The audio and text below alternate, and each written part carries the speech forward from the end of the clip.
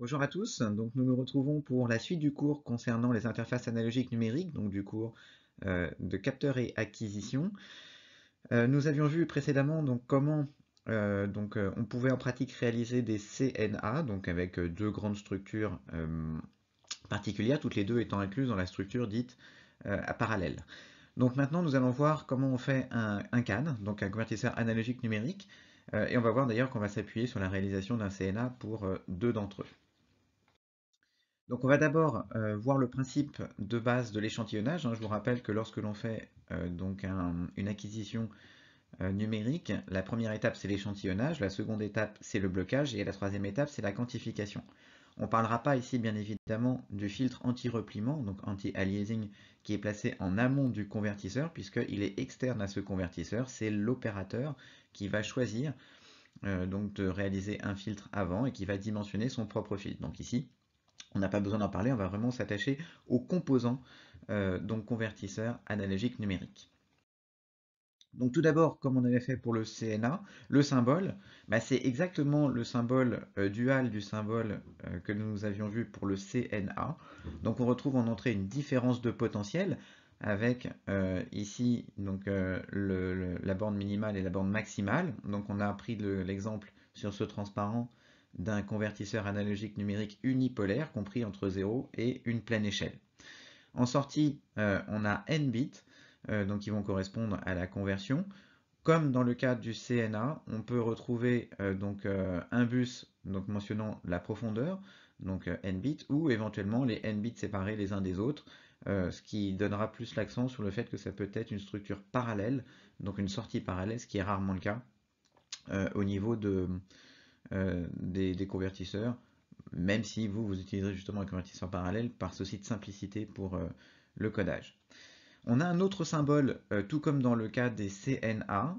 Ce deuxième symbole, il est il se comprend de la même manière. Donc on a un triangle qui va dire qu'il y a un seul potentiel qui va réellement arriver sur le CAN. Puis ensuite, vous avez la partie plate qui indique qu'on a plusieurs bits potentiellement en sortie. Alors l'opération d'échantillonnage, elle est extrêmement simple. Donc c'est pas elle qui pose problème en pratique, c'est pas elle non plus qui va discriminer les différents cannes entre eux. Le principe est quasiment toujours le même. Donc l'idée c'est la suivante, c'est qu'on a un interrupteur commandé, très souvent donc à base de CMOS. Cet interrupteur commandé, eh bien, il va laisser passer le signal ou interrompre le signal. Donc ça veut dire que la durée de commande de l'interrupteur va permettre donc tout simplement de prendre le point pendant un certain temps. Et puis on renouvelle cette opération tous les TE, donc toute la durée de la période d'échantillonnage. Donc ça peut se faire à l'aide d'un simple interrupteur commandé qu'on a en TP, hein. D'ailleurs ça marche assez bien et ça nous permet éventuellement de voir le repliement du spectre ou de voir en tout cas la périodisation du spectre quand on en fait l'analyse FFT. Le principe du blocage, il n'est pas si compliqué que ça non plus. On vient tout simplement charger une capacité. Et cette capacité, elle vient maintenir la valeur de la tension une fois qu'on a ouvert l'interrupteur. Bien évidemment, entre deux échantillons, il faut donc faire un reset au niveau de la capacité. Donc il faut évacuer les charges. Et donc on vient court-circuiter la capacité via un autre interrupteur commandé qui va lui être en position fermée juste avant que le premier ne se ferme. Entre les deux, on a une adaptation entre le blocage et puis la quantification. On a une adaptation d'impédance qui est réalisée au moyen d'un amplificateur suiveur, même si en pratique c'est pas forcément un amplificateur opérationnel. Le rôle est tout simplement le rôle du suiveur. Donc pas de problème sur l'échantillonnage, pas de problème a priori sur le blocage.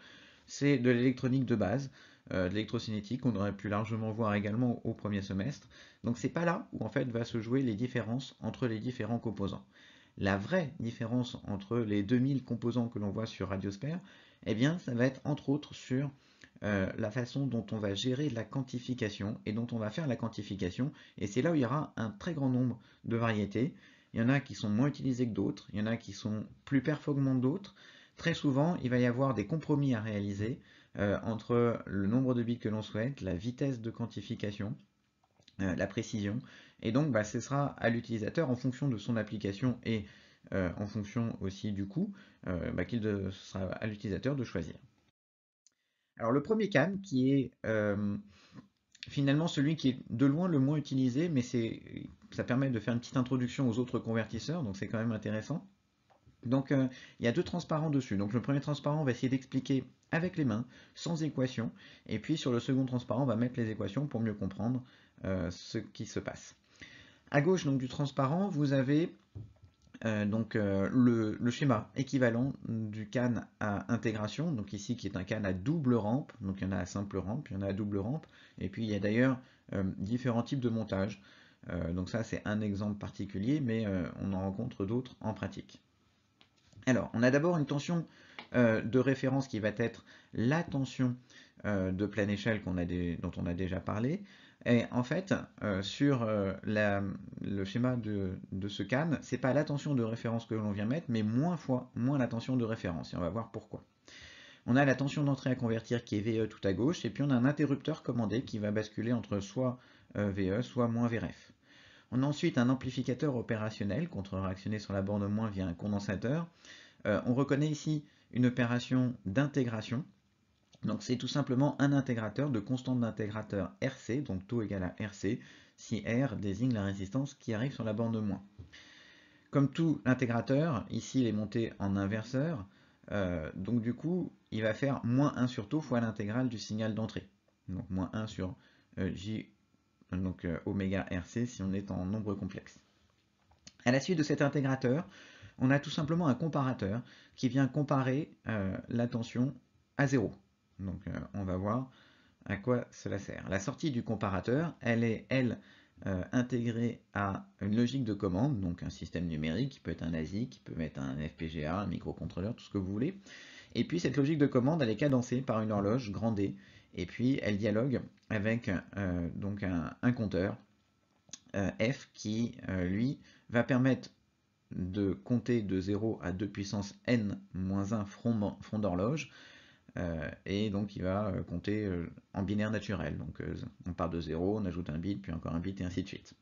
On va voir que la valeur du compteur, en fait, va correspondre au code donc équivalent à VE. Alors, qu'est-ce qui se passe? De 0 à T1, donc T1 est une durée fixée, ça va correspondre d'ailleurs à la valeur maximale du compteur, grand F, donc c'est-à-dire 0 jusqu'à 2 puissance n moins 1 coup d'horloge. Et bien, pendant cette valeur fixe, on va appliquer la tension VE sur l'intégrateur. Donc VE est une constante puisque c'est une tension échantillonnée bloquée. Cette tension VE, elle est positive, elle est comprise entre 0 et VRF. Donc si la tension est constante positive, ça veut dire qu'on intègre une constante positive avec un intégrateur qui a une constante de temps moins 1 sur taux, enfin une constante d'intégration, pardon, moins 1 sur taux, liée à une constante de temps taux. Cela veut donc dire que si on intègre une constante positive avec une constante moins 1 sur taux, on va obtenir une droite de pente négative. C'est la première droite bleue qui part de 0 et qui, au bout d'un instant t1, eh bien, va arriver à une certaine valeur. Plus la valeur de VE va être élevée, plus la pente sera élevée, et donc plus la valeur finale au bout de t1 sera basse. Ensuite, à partir de t1, on remet à 0 le compteur, et puis on bascule l'interrupteur I dans sa position vers le bas. Ça veut dire qu'on vient intégrer cette fois-ci une constante VRF, moins VRF pardon, qui est connue, et on va attendre le retour à 0 du signal. Donc alors pourquoi le retour à 0? Parce que si j'intègre moins VRF avec une constante moins 1 sur taux, ça veut dire que je vais avoir une pente positive cette fois-ci. La pente, elle sera toujours la même, donc c'est juste l'instant initial qui diffère, puisque l'instant initial va correspondre à l'instant final de la période précédente. Cela veut donc dire que, en fonction de la période précédente, eh bien, je vais mettre plus ou moins de temps pour revenir à 0. Si effectivement VE était très proche de 0, j'aurais eu donc une constante finale très proche de 0, donc je reviendrai très vite à 0. Si VE était très proche de VRF, bah, je serais descendu très bas, donc il va falloir attendre presque T1 pour pouvoir revenir à 0. On vient tout simplement regarder l'instant à partir duquel la droite de pente positive repasse par l'axe 0, donc redevient égale à 0, c'est l'intérêt du comparateur grand A. Une fois que grand A bascule d'état, ça veut donc dire que le signal est revenu à 0, et donc on va dire que le temps T2 mesuré, donc le temps T2 compté grâce au compteur, va correspondre au code binaire de la tension VE à convertir. Alors pour mettre des équations qui sont derrière, je vous encourage à les refaire, hein, c'est pas très compliqué, ce sont tout simplement des équations du premier ordre, équations différentielles du premier ordre, parce que c'est un circuit RC. Eh bien, qu'est-ce qu'on peut dire? On peut dire que de 0 à T1, on intègre avec une constante moins 1 sur taux, donc on a VB de T qui est égal à moins VE T sur taux. À cet instant T1 particulier, on a donc la valeur VB de T1 qui sera égale à moins VE T1 sur taux. Ensuite, de T1 à T2, eh bien, on va avoir une équation qui va un petit peu changer, puisque la constante, la pente n'est plus moins VE sur taux, mais plus VRF sur taux. Par contre, l'équation, elle reste globalement la même. Donc VB de T, pour T appartenant à l'intervalle T1, T1 plus T2, eh bien, ce sera égal à VRF T moins T1 sur taux plus VB1 de T1. En T égale à T1, on a continuité de la tension VB, donc on doit retrouver la valeur VB de T1.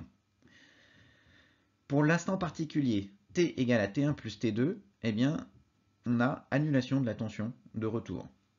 Donc on est au dernier point bleu lorsque la pente positive retrouve l'axe des abscisses. À ce moment-là, on peut écrire que en cet instant-là, eh bien, on aura l'équation suivante, donc VRF T2 sur taux qui sera égal à moins VB de T1 qui sera égal à VE de T1 sur taux. Ça veut donc dire quoi? Ça veut donc dire que T2, a priori, va être proportionnel à VE. Donc c'est ça qu'il faut retenir. Donc T2 est donc proportionnel à VE, un peu plus bas j'ai mis l'équation. T2 ce sera donc égal à T1 VE sur VRF. Donc plus VE est grand, plus T2 est important, et plus VE est petit, plus T2 est petit. Donc ça veut dire que si jamais je suis capable d'associer à T2 un mot binaire, donc ce que je sais faire par un code binaire naturel, un compteur, eh bien je suis capable d'associer à VE donc un code qui est linéaire par rapport à cette tension VE. C'est comme ça que l'on fait. L'intérêt de cette méthode, c'est d'ailleurs que donc le VE est indépendant de la constante taux. Alors là, il faut peut-être modifier le transparent. C'est pas indépendant de T, mais indépendant de taux. Donc ça veut dire que d'ailleurs, quel que soit a priori le RC, bah, ça me donnera toujours le même résultat. Et c'est également indépendant de l'horloge. L'inconvénient de ceci, eh bien, il y en a plusieurs. Le premier inconvénient, c'est que la durée de conversion, elle est égale au maximum à 2 fois T2 ou 2 fois T1. C'est-à-dire que c'est 2 fois 2 puissance n-1 coup d'horloge. Donc ça risque d'être assez important. Donc ça veut donc dire que si n est égal à 8, eh bien vous devez attendre 512 coups d'horloge. Dans le pire des cas, bien sûr. Mais vous ne maîtrisez pas la valeur d'arrivée, donc dans le pire des cas, c'est le cas qu'il faut regarder. Ça, c'est le premier inconvénient. Le deuxième inconvénient, c'est que ça nécessite un amplificateur opérationnel, donc des défauts. Les défauts, quels sont-ils? Ben, on peut avoir bien sûr une tension de décalage, on peut être gêné par le slew rate si on va trop vite, trop en fréquence, donc ça veut dire qu'on va être limité en fréquence. Ces cannes à double intégration, de manière globale, ils sont simples, pas chers, mais par contre ils sont assez peu utilisés pour ces raisons-là. On les retrouve dans des cannes où il y a besoin de très peu de bits, parce que le problème c'est que si on augmente très vite le nombre de bits, bah, la durée de conversion va être longue. Donc 512 coups d'horloge pour 8 bits, et 8 bits c'est pas beaucoup. Donc souvent les limites à de l'utilisation entre 3 et 4 bits, donc c'est des utilisations assez particulières, assez marginales, typiquement pour en faire des afficheurs LCD, des afficheurs 7 segments, etc. On retrouve ce genre de convertisseurs analogiques numériques.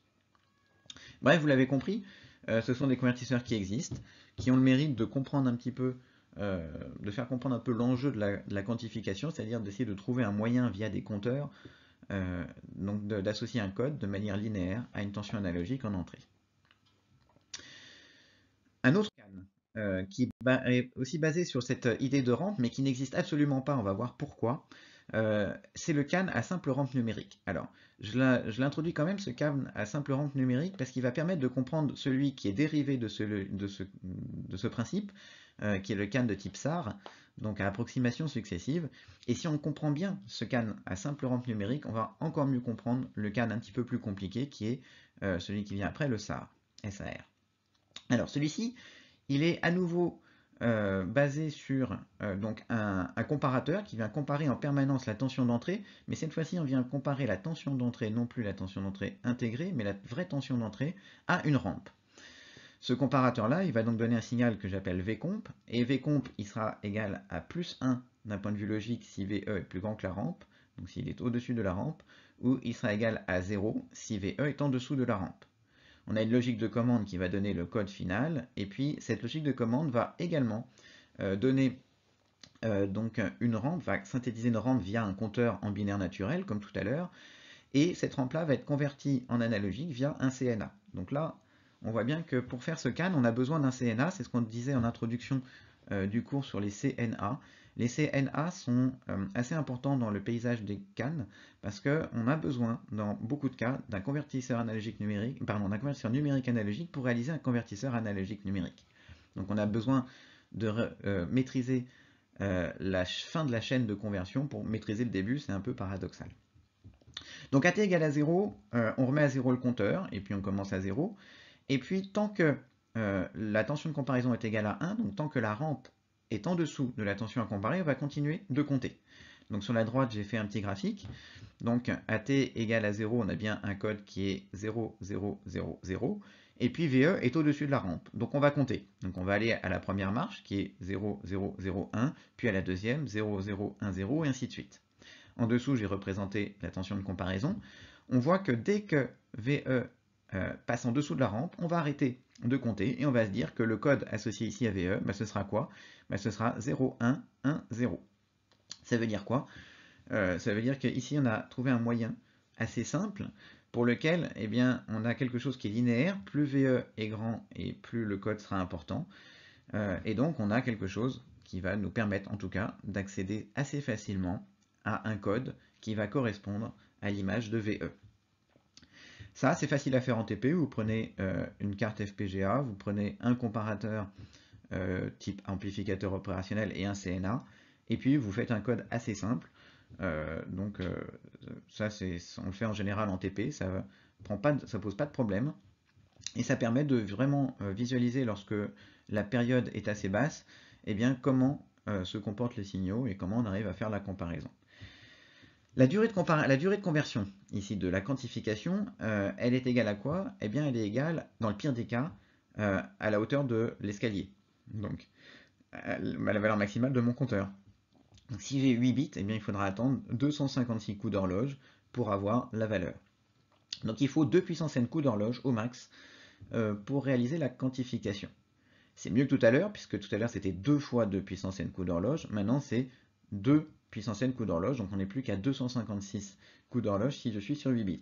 Donc on a amélioré, mais on peut encore faire mieux. Pour faire mieux, on va considérer le CAN d'après. Le CAN d'après, il est dit à approximation successive, donc c'est ce qu'on appelle un CAN de type SAR. On retrouve à peu près la même structure, même complètement la même structure. Une tension d'entrée ici qui est UX, qui est sur le V+ d'un comparateur, un CNA, donc qui est sur le moins du comparateur, et la tension de comparaison en sortie. La seule différence, c'est qu'au lieu de faire une marche d'escalier, on va procéder différemment pour réaliser donc le code numérique qui est renseigné en entrée du CNA. À t égale à 0, donc on part de 0, 0, 0, donc que des 0, et on vient juste remplacer donc le bit de poids fort par un 1. Donc d'un point de vue analogique, on vient comparer la tension d'entrée par rapport à la tension médiane de la tension de l'amplitude analogique que l'on a de disponible entre 0 et Vref. Donc dit autrement, on vient comparer UX, la tension d'entrée, à Vref sur 2. Si la tension à comparer est au-dessus de cette tension moitié synthétisée par le CNA, eh bien ça veut dire qu'on avait raison de mettre un 1 en bit de poids fort, puisque ça veut dire que le mot à comparer est dans l'intervalle pleine échelle sur 2 jusqu'à la pleine échelle, donc entre Vref sur 2 et Vref. Si jamais on avait un 0 dans la comparaison, eh bien ça voudrait dire qu'on s'est trompé. On s'est trompé, le bit de poids fort ne peut pas être égal à 1 puisque la tension à comparer est inférieure à la pleine échelle divisée par 2, donc inférieure à Vref divisé par 2. Auquel cas, c'est pas grave, on a quand même une bonne information, on sait qu'absolument le bit de poids fort sera 0. Donc à ce stade-là, on sait déjà que le bit de poids fort il vaut 0 ou 1. Étape d'après, on ne vient plus toucher au bit de poids fort, on l'a remplacé par 0 si c'était 0, on a conservé le 1 si c'était 1. On vient faire la même opération mais au deuxième bit de poids fort. Auquel cas, si on avait un 1 en bit de poids fort, eh bien on vient synthétiser le mot 1, 1 avec que des 0. Si on avait un 0 en bit de poids fort, on vient synthétiser le mot 0, 1 avec que des 0. Bref, on vient synthétiser en analogique la tension analogique qui correspond à l'intervalle moitié du nouvel intervalle dans lequel se situe la tension à comparer. Donc on est sur l'étape 2 en fait du graphique, donc à l'instant 2, ici t égale à 2, donc on est ici par exemple aux 3/4 de la pleine échelle. Si le mot est en dessous, eh bien ça veut dire que le deuxième bit de poids faible, on s'est trompé, donc il fallait mettre un 0, auquel cas on va modifier ce deuxième bit de poids fort. Si la tension analogique est au-dessus, ça veut dire qu'on avait raison de mettre un 1, et donc on va conserver ce 1. Et on fait ça pour tous les bits que l'on a à remplir. Progressivement, on vient donc converger vers la tension analogique que l'on devait, d'où l'appellation de approximation successive. Donc c'est une réalisation par dichotomie ou encore par pesée successive. Ce sont les termes que l'on peut rencontrer. C'est un algorithme qui est a priori récursif, c'est-à-dire qu'on part du bit de poids fort, on met un 1, on regarde la valeur, soit on la conserve, soit on la met à 0, puis on fait pareil avec n-1, et on fait ça jusqu'à ce qu'on atteigne la valeur n égale à 0, jusqu'au LSB. Donc c'est quelque chose qui marche très bien, qui est très performant. Et pourquoi c'est mieux que tout à l'heure? Parce qu'il nous faudra juste n coups d'horloge, n étant le nombre de bits à quantifier, pour atteindre le résultat. Donc je passe, par exemple pour n égale à 8, de 256 coups d'horloge tout à l'heure à 8 coups d'horloge, sans rien changer à ma structure. Donc on voit bien que là, le gain il est énorme, et c'est de loin le convertisseur analogique numérique le plus utilisé. Le plus utilisé parce qu'il est relativement rapide, même si on pourra faire mieux tout à l'heure, c'est quand même quelque chose de rapide.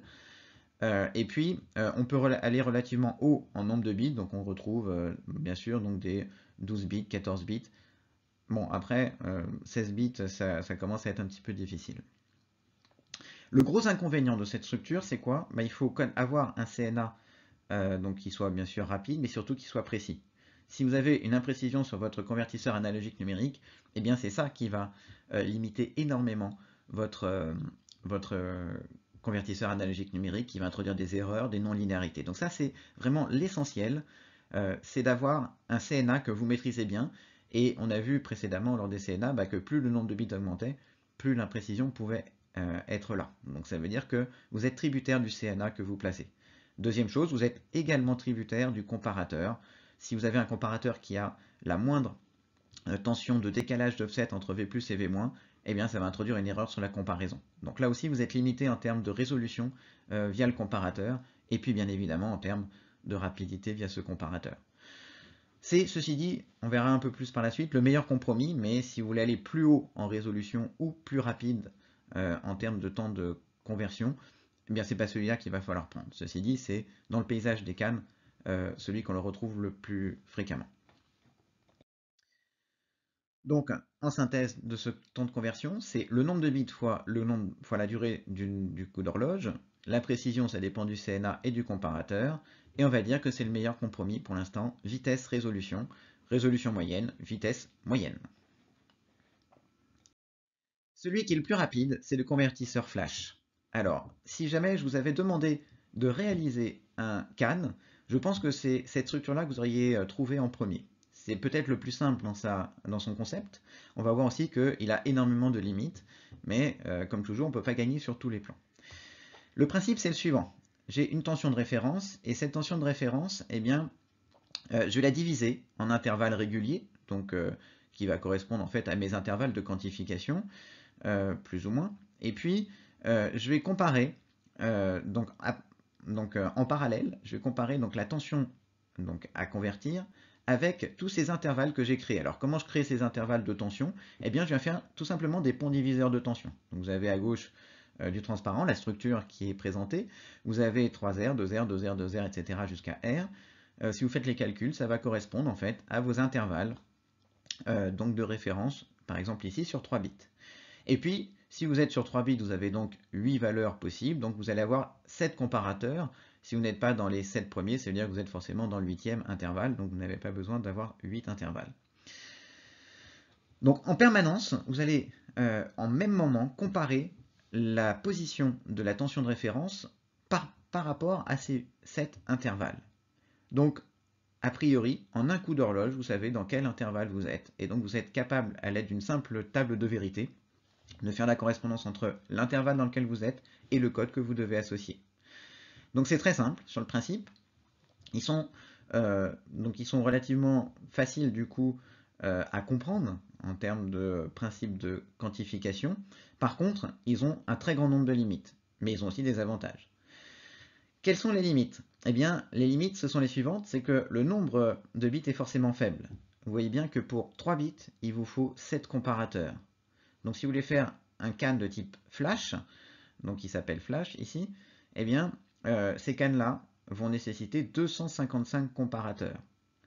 Alors, 255 comparateurs, vous imaginez si il faut 255 amplificateurs opérationnels sur une même puce, ça tient pas, c'est trop gros, et il n'en existe pas. Donc des cannes flash 8 bits, il n'en existe pas. Des fois, vous allez peut-être en trouver un ou deux sur Radiosphere, ils vont dire oui, c'est un 8 bits flash. En fait, quand vous regardez en détail, c'est pas réellement un flash, c'est un semi-flash. C'est quelque chose qu'on va voir juste après.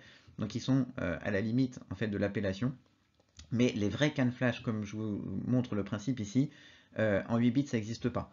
Vous avez 3 bits, 4 bits, des fois 5, mais ça va rarement au-delà de 5, parce que vous avez trop de comparateurs à mettre. Par contre, ils sont imbattables en termes de rapidité. En un seul coup d'horloge, vous avez directement la valeur que vous voulez, donc en termes de quantification. Donc là, ils sont nettement meilleurs que les cannes précédents. Mais donc du coup ils sont forcément limités en nombre de bits. Donc quand vous voulez avoir moins de résolution mais être plus rapide, c'est le CAN flash que vous allez pouvoir prendre. Le coût il est très élevé parce qu'en fait il y a beaucoup de circuits dessus, il y a beaucoup de surface de silicium, donc forcément il est plus cher qu'un autre circuit.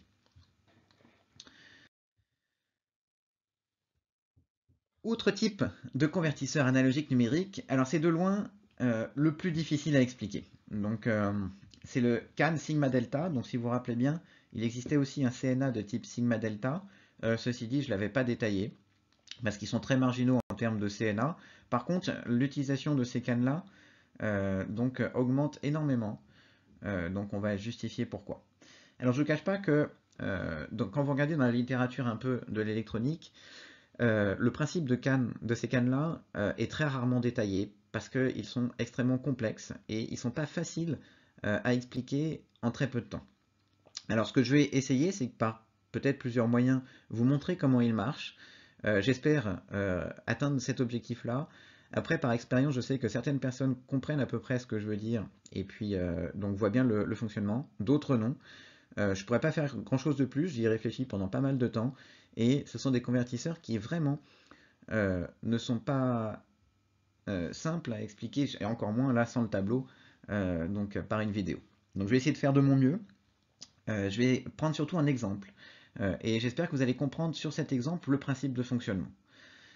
Si jamais il y en a qui ont compris et d'autres qui n'ont pas compris, s'ils veulent bien expliquer peut-être différemment avec ce qu'ils ont compris, ce serait sympa parce que c'est, je vous le cache pas, pour moi la grosse difficulté, c'est de faire passer le message de ce convertisseur. Alors, il y a deux manières d'aborder le problème. Il y a une manière qui est d'aborder le problème en termes d'asservissement, qu'on va donner de manière plus ou moins qualitative, et puis l'autre manière, c'est d'essayer de prendre pas à pas les signaux et puis de regarder comment ça fonctionne. Voilà. Alors on retrouve notre tension à quantifier, qui est VE à gauche, qui rentre cette fois-ci sur un soustracteur. Donc on vient soustraire à VE une tension qui, elle, ne vaut que deux valeurs, soit moins A, soit plus A. Pour la suite, on va prendre un A qui sera égal à 2,5, donc on va soustraire à VE qui sera compris entre 0 et 5 volts, on va lui soustraire une valeur de moins 2,5 ou plus 2,5. Donc c'est du binaire qu'on vient soustraire. Donc le epsilon, ça vaudra VE moins 2,5 ou VE plus 2,5. Ensuite, on a placé un intégrateur. Donc cet intégrateur analogique, il vient intégrer une tension qui a priori est constante, puisque VE est constant, et que VR est constant.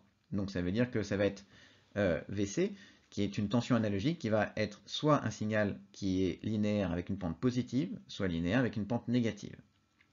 On vient à l'aide d'un comparateur, comme précédemment, et bien regarder finalement le signe de VC. Soit VC est positif, soit VC est négatif.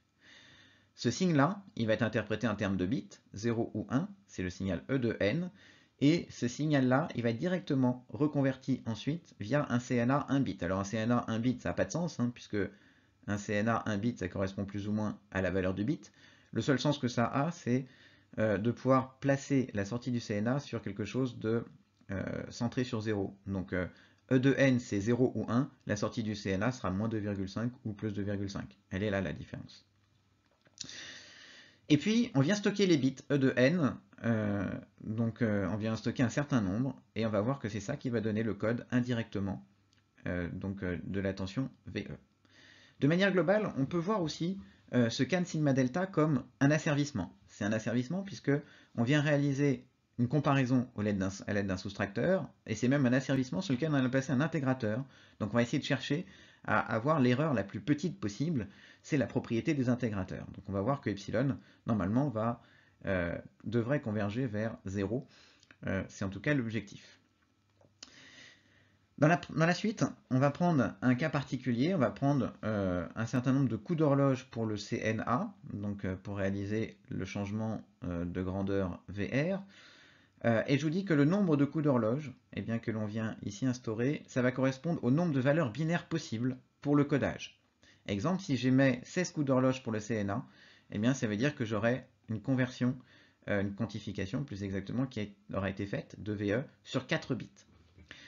Alors, ce que je vous propose, c'est qu'on regarde un exemple particulier. Je vous ai remis sur la droite du transparent donc le schéma pour savoir où est VE, où est epsilon, pour l'avoir un petit peu en tête. On va essayer de tracer sur un cas particulier les évolutions des signaux. Donc, ce que j'ai fait là, c'est une petite simulation sous MATLAB. Et puis, j'ai pris une tension. Alors, j'ai pris une tension qui tombe juste. Bon, je ne sais pas si c'était le bon exemple, mais 0,625, ça tombe juste sur 4 bits. Donc je vous rappelle que la tension de référence, elle sera prise égale, je crois que je l'ai prise à 5 volts, me semble-t-il, de mémoire. On va le vérifier de toute façon. Et puis, donc j'ai tracé en haut VE, donc qui est constant tout au long de mon étude, égale à 0,625 en rouge. Et puis j'ai pris à l'instant t égale à 0 tous les signaux nuls. Donc on met sous tension par exemple les circuits et puis on regarde ce qui se passe. Donc AT égale à 0, on voit que en bleu VR, sur la première courbe, elle est nulle. Si VR est nul, que vaut l'entrée de l'intégrateur, donc epsilon? Eh bien, epsilon, ça vaudra VE, on est d'accord, moins 0, donc je pars avec une tension epsilon qui est légèrement positive. Si la tension epsilon est légèrement positive, donc elle vaut 0,625 moins 0, donc 0,625, cela veut donc dire que VC, la sortie de l'intégrateur, est positive, puisque j'intègre une constante positive. Donc, ça veut dire que la sortie du comparateur est égale à plus 1, puisque c'est positif. Premier coup d'horloge. Premier coup d'horloge, si la sortie du comparateur est positive, ça veut dire que le CNA va sortir une tension égale à plus A, égale à 2,5 volts. Si VA est égal à 2,5 volts, ça veut dire qu'au coup d'horloge juste après, eh bien, la tension VR qui est égale à 2,5 volts vient se soustraire à VE qui est égal à 0,625.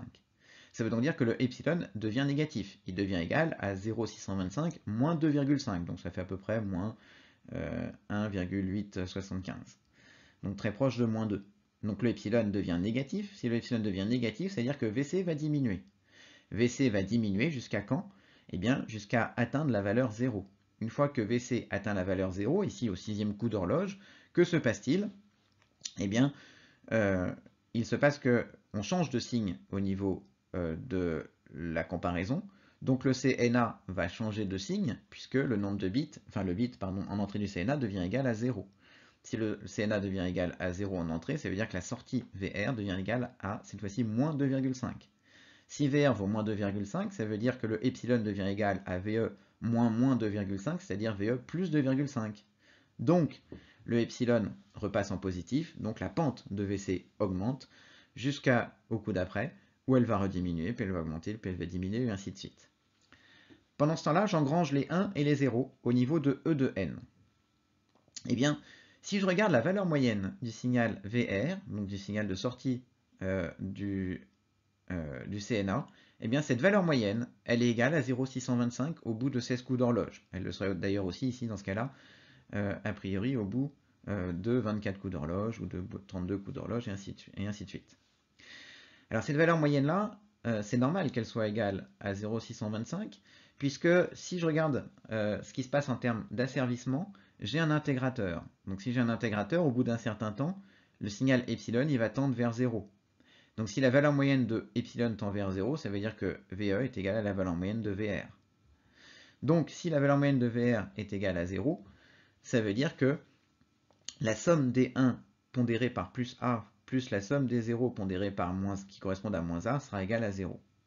Eh bien je vous dis que le nombre de 1 parmi tous les 1 qu'il y a entre les 16 coups d'horloge va donner le nombre à l'état haut de VR, le nombre de 0 donne le nombre à l'état haut de 0, eh bien le nombre de 1, ça va vous donner le code parmi les 16 qu'il faut attribuer à la tension VE. Je m'explique. VE c'est égal à 0,625, VR c'est donc égal en valeur moyenne à 1 plus 1 plus 1 moins 1 plus 1, etc.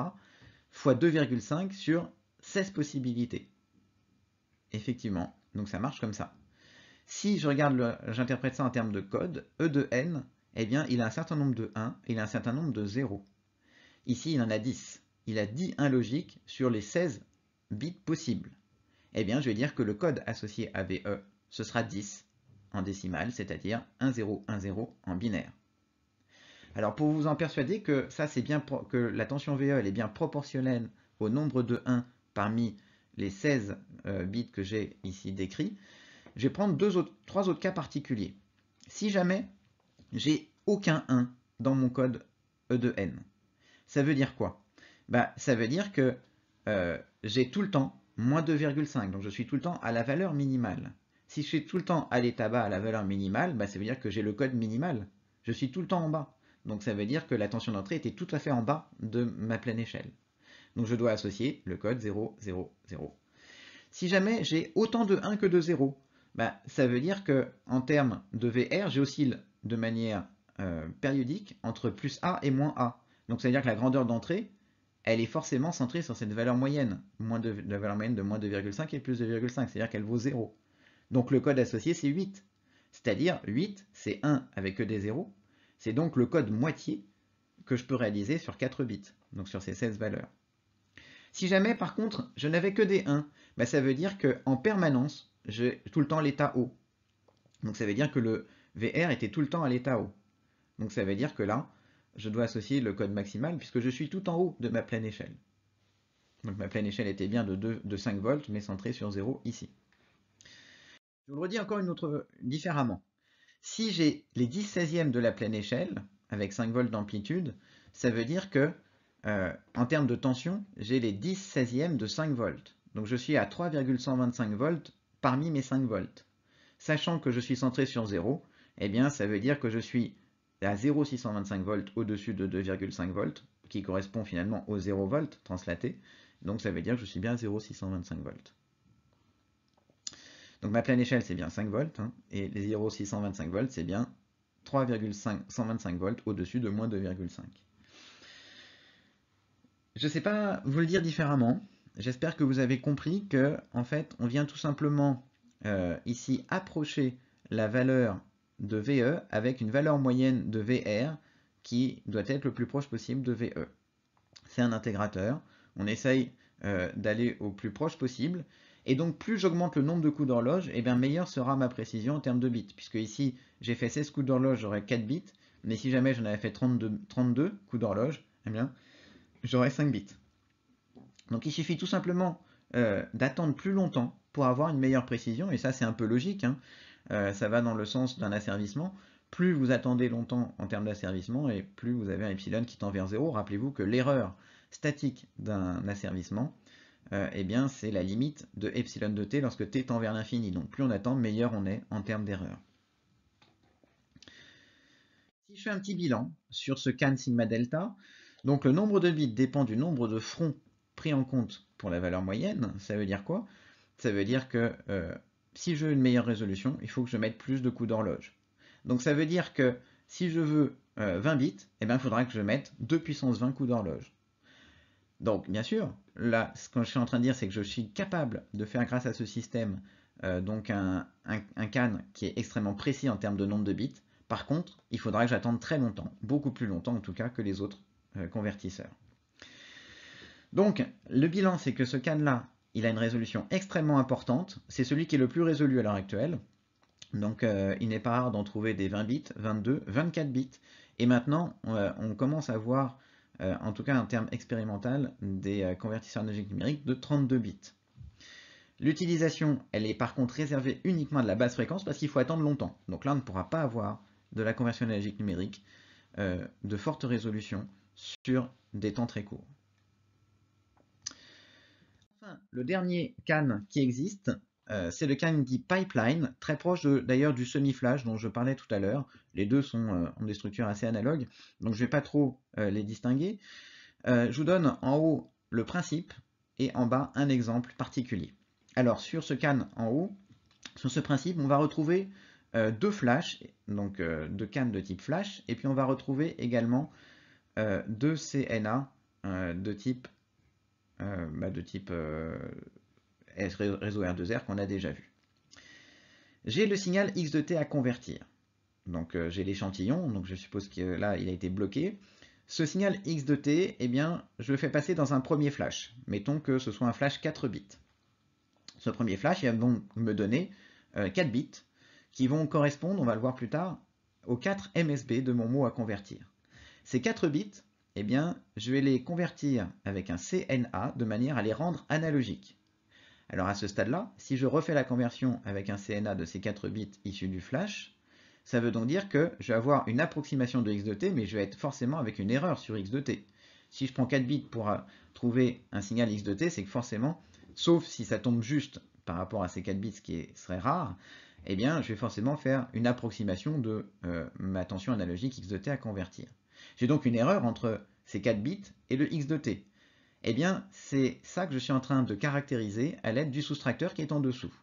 Le soustracteur, il va soustraire le signal initial, X de T, avec le signal converti donc, sur 4 bits et reconverti en analogique, qui va être en dessous ou au-dessus. Ce que j'ai en sortie de mon soustracteur, c'est l'erreur que je fais entre X de T et les 4 bits, qui sont grossièrement le signal X de T. Cette erreur-là, eh bien, je vais la reconvertir à l'aide d'un autre CAN flash rapide sur 4 bits également. Donc du coup, je vais reconvertir l'écart entre X de T et les 4 bits de poids fort, ça va me donner des 4 bits de poids faible. Ce CAN pipeline, il permet donc, à l'aide de deux CAN flash, d'avoir assez rapidement, par exemple ici, 8 bits. Donc deux CAN flash de 4 bits, on sait faire, et donc on a très facilement un CAN rapide de 8 bits. La durée de conversion dans ce cas présent, elle est de combien? Elle est de 2 coups d'horloge. Donc je suis moins bon qu'un flash, mais en tout cas pour 8 bits, je ne sais pas faire avec un seul flash.